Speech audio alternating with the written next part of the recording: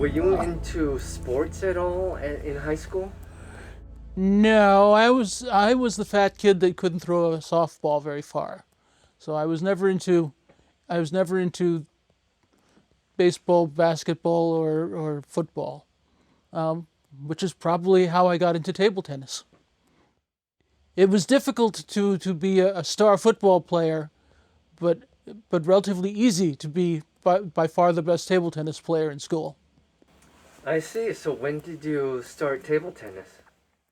My dad played table tennis in college, and so he taught me. So I was playing when I was a little kid, and when I was 16 and could drive, I started going to tournaments. There was a club in Waterbury, Connecticut, run by David Sakai, and I used to go there, and that's how I learned. Lim Ming Chui used to come by and play David, and that was where I learned to play it for real. Did you get coached? Unfortunately, not. Unfortunately, in the 70s, there was no YouTube, and it was hard to get lessons and learn the techniques. So a lot of it was self-taught. So how did you go up the ranks? Well, I went to tournaments and gradually improved my rating. I started off as like everybody, I think. I started off as a 1200 kind of player and gradually worked my way up to be, a 1700 player kind of thing. Do you remember any crucial games that you played? I remember being beaten by the Chewy kids again and again. They were always tiny, tiny, younger than 10 years old, and they always crushed me in tournaments.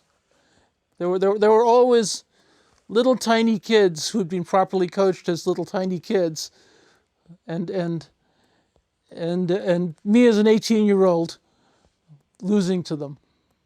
So that I don't know if that's a crucial game, but I have lots of memories of that. You can see the trophies behind me. I succeeded sometimes too. So what kind of kid were you? Were you energetic? Were you I adventurous? Absolutely. I grew up in the country, so there wasn't that many kids in the neighborhood. So I spent most of my time in the woods with the other kids. We certainly played softball and touch football and that sort of thing. And we did a lot of hiking and fishing in the woods. I was really into skiing, certainly, in the winter. In high school, as I said, I was on the chess team. I played table tennis. I didn't play football.